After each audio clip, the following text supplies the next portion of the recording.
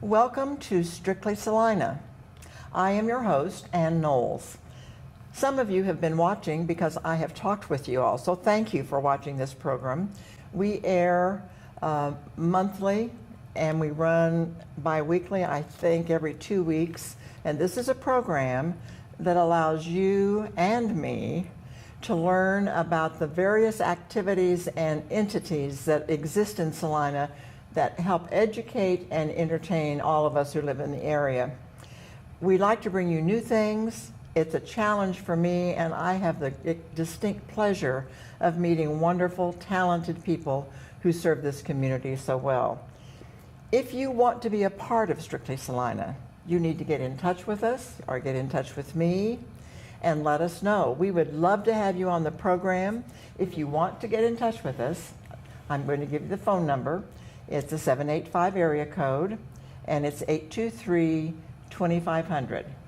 So please call us and help us on this new journey that we've embarked upon. It's doing well, but we need more of your creative input for us to be successful and to truly offer Salina an educational entertainment program schedule. Today, I am blessed to have as my guest Gerrett Morris. And Gerrett is the horticulture manager for the zoo, the Rolling Hills Zoo. Okay, Gerrett Morris, tell us about you first. Tell us about your background and then tell us what you do. Okay, so quickly, my background is I grew up in a military family. Okay. And that's how we kind of found our way to Salina after my dad retired. Southeast of Saline graduate. From there, spent some time at Fort Hays State. Okay. Graduated from Cloud County Community College. Went to Salina Area Tech, degree in horticulture. I was working for a fantastic local landscape company while I was going to school. Oh, that's good. And I feel like I learned a lot. And I remember in school, always being, told, work hard. Right. Always try for that next big, best thing or whatever. And one day I was thumbing through the paper. I wasn't looking for a job, but I saw where the zoo was hiring a landscape position. And I thought, well, that sounds interesting. I still, at that time, I still didn't know, because the zoo wasn't open yet. So I still didn't know, what it was all about for sure. Right. I heard the rumors and stuff. So I submitted an application, got a call. They were interested. We went out and talked. And I thought, this sounds like a really, really neat opportunity. So about a month before the zoo actually opened to the public, I signed on there and have been there ever since. So this August will be my 19th year at the zoo. Wow. You're an expert now. So at that property, you are. At that property, yeah, I get a lot of radio calls about, can you come help us remember where this water line is? I bet. The joke now is that I keep, we're in a meeting or something, and I'll say, oh yeah, I know that happened then, I know that this is when, this is where, and then all of a sudden I'm proven wrong. So I've hit that stage where I'm forgetting now. So I better start taking better notes now. And I think you told me that you have one full-time person. Yeah, so and then you have seasonal right, help. So I've got a full-time horticulture position, and then we've got two great seasonal guys that have returned multiple years, and then I've got some people that are here for the first time, but yet had some experience working in other places. So and I think all of us know who visit zoos, and I do love zoos and museums. That's two of my favorite things.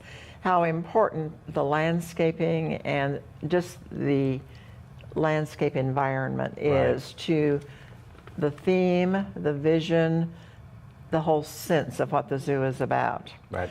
How many acres are you overseeing in your role? I mean, how many acres does the zoo cover, really? So the zoo is set in a 65-acre developed area. Okay. Which I believe for a zoo in general, that's a large footprint. All right. Now, people might say, well, the zoo doesn't seem as big as this zoo or that zoo. Other zoos that have been around a lot longer have, packed into more spaces, and they didn't have room to grow, whereas we do have some room. So I think the whole property itself sits on about 100 acres, 160 acres or so. Well, and the wonderful thing to me as a visitor when I go out to the zoo is that everything isn't scrunched in right together. Yes. Going to the zoo is sort of a strolling through the outdoors adventure with a lot of flora and fauna at your fingertips to enjoy. Yeah.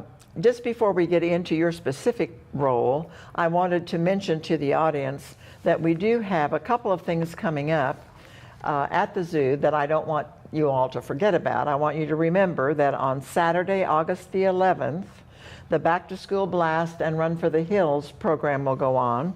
And the blast is sponsored by MedExpress Urgent Care, Eco Water, and Service Master. And Run for the Hills is sponsored by Brown Shoe Fit. There are some wonderful events for you and your family to take advantage of if you want to go out to this. And the second one, which I think you know something about, is called Zoo Brew. The Zoo Brew. So tell us a little bit about that. Well, so for anybody that has been to Zoo Brew in the past, excluding last year, it's always been up on the patio. We've had a band up there. Great time. Different companies come out, all sorts of different beers to try. It's kind of a ticket system where you can buy tickets and then just go up and get your beers and stuff.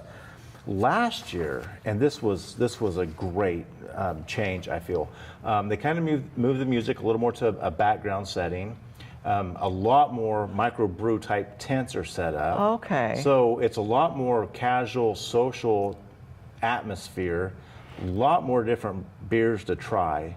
And are those local or regional? Regional, yeah. Okay. And so not only that, but it's moved off the patio and then down into the lawn in front of the restaurant building. Oh, how fun. And it was just such a wonderful change. If you've been to Zoo Brew before, haven't been in a while, it's worth a trip back. And the date on that is August 25. I believe so. We'll have to check that. But it's wonderful because it's in the evening. It's after the zoo closes. Right. It started to cool off in the daytime. We're on the grass, so it's a little bit cooler. So check on the website for details as it's getting closer.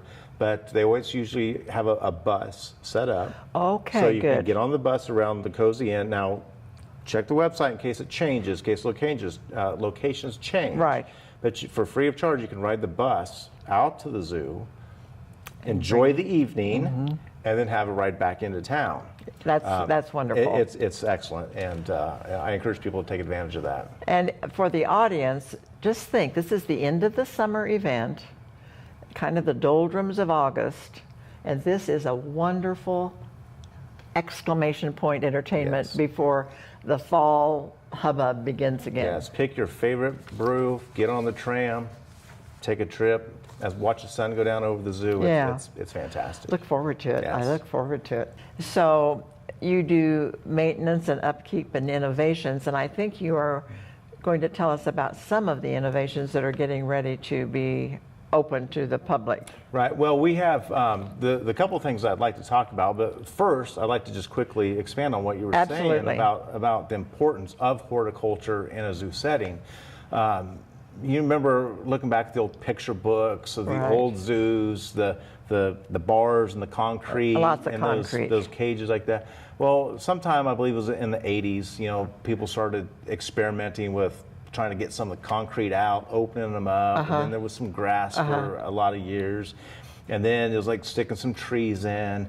And now if you look at the forefront of what people are doing in zoos and zoo exhibits, where they're just completely trying to hide the exhibit space, the boundaries, the buildings that the animals are put in for security at night, different things like that.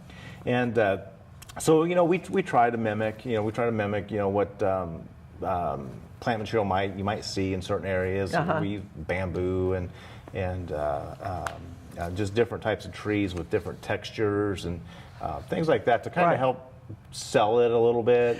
When you're doing and overseeing that, I mean, do you look at texture? Do you look at variations in color and shades of green and gray and some vibrant color to accent. Yeah, we use, because of where we are in Kansas with temperatures and droughts and we got the extreme highs, extreme colds. Right. Sometimes our plants of choice, big plants, it's kind of a narrower scope. Okay. So we might use some tough things like junipers and things like that. Right. And then we'll use smaller shrubs or flowers to kind of put the color in front of it. And it helps all around. It helps your mood when you're out there. It helps cool on a hot day. It does. The evergreens help. And it helps. That wind it helps sound. It helps the whole thing. Yeah, and it's amazing for people who are birders, the amount of birds moving through here. And this is something that's really, really fun. Here a month ago, just out of the blue, a flock of pelicans came into the area. Oh, for heaven's sake. And they camped out in the pond right south of the zoo, and they were there for over a week. Now, sometimes we see them migrate overhead in the spring and the fall, but rarely do we see them stop. But for a week, we had pelicans out on the ponds. Where are they headed, do you think? Well, so I think they spend their summers up north. Okay. So you can find them in Canada, around the Great Lakes, places like that. And then in the wintertime, they come down south and spend a lot of time along the Gulf Coast states. Okay, so now tell us about these new innovations. Yeah. So one thing that's really exciting. Maybe people are hearing more about conservation efforts, local things that you can do, things you can do in your backyards.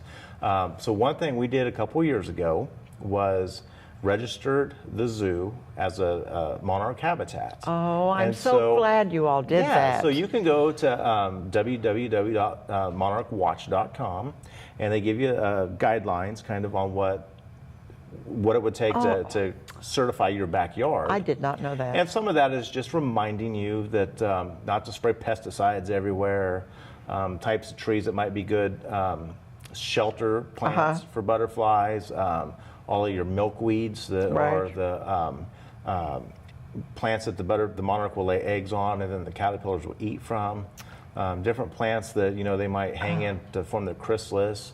And then, of course, all the pollination, because the adults will then eat the pollen out of flowering plants. Oh, that's wonderful. So partnering with the Topeka Zoo and other zoos, they wrote a grant to the AZH, which is the Association of Zoological Horticulture. And we got a grant for $1,000, and we used that money to buy native plants, true native plants, pollinators, including all the milkweeds. And then in a big garden area in the zoo, we planted all of the stuff. So you're not going to walk by and see a formal garden. Right. It's going to be a lot of native stuff. We actually put some pathways in, and a lot of that native stuff is pushing up through that 6 inches of rock that we put in. So I mean, it's really ready to take back over its space. But it's great because other things that we participate in is in that garden and throughout the zoo, when the monarchs are coming through, laying their eggs, the caterpillars are hatching, and they'll do that for 5 generations before they go back to Mexico. Now see, the monarch butterfly is the world's largest or longest migrating butterfly. Yes, I knew that. And so they overwinter in forests up in the mountains of Mexico. Right, I knew that. When it starts warming up, they start moving north again. They breed, hatch, eat, breed some more, and just keep on coming north. And then they'll come back down again. Yep, and then once they're up there and the temperatures start changing, it tells them that this is time to go. So then that next hatch does not come out and breed to make more. They breed, or they eat, fatten themselves, and then on that tank of fat, they'll go south, all the way back to Down. Mexico. And then they really won't eat much again until spring, and they start the journey all over again. It's an amazing process. Because I chattered on so long, we don't have a lot of time, but I think you wanted to mention one other thing. Yes, this is so exciting. For a long time, I've wanted to introduce bees back out to the zoo. Right. And again, this time through the Association of Zoological Horticulture with the Wendy Andrew Cultivation Grant, we got a grant to bring beehives back out. I'm so glad. And again, Bob Brown helped contribute to that as well. And Blueville Nursery out of Manhattan helps us with that as well. But now we have 2 beehives. Oh, wonderful. They are located, for people familiar with the zoo, they are located on the pathway down towards reptiles. Okay. They're far enough off the pathway where you don't have to be afraid of them. Right. There's no rocks around for the kids to throw at. Right. So we're safe there. That in itself, if there wasn't anything else going on out there, just think what an educational experience that is for all of us who live in this community. And what a wonderful educational experience it is for kids during school, and just to save the environment, because we know how important that particular category of healthy plants and insect and animal interaction truly is. It was so fantastic. Early this spring, the thing that just makes me get up every day and go back to work, this spring there was a school group visiting from Lincoln County, and I happened to be in the butterfly garden working, and the teacher came by, and one kid just said, "Hey, there's milkweed." And another kid started talking, and the teacher came back with the rest of the kids, and she said, "Well, we just talked about butterflies and bees and pollination and the importance of all that." And the kids were, I mean, they were 4th graders, 3rd graders maybe, and they knew it, and they were so proud of themselves. That's right. And it just made me feel so good that here this young generation's coming, and they know to come to the zoo and look at the plants and know what's happening and learn and enjoy at the same time. Our guest today has been Gerrett Morris. He is the horticulture manager at the Rolling Hills Zoo. All of us in Salina need to go out and enjoy this wonderful environment and learn and enjoy life just a little bit more. Gerrett, thank you so much. Yes, thank you. I appreciate it.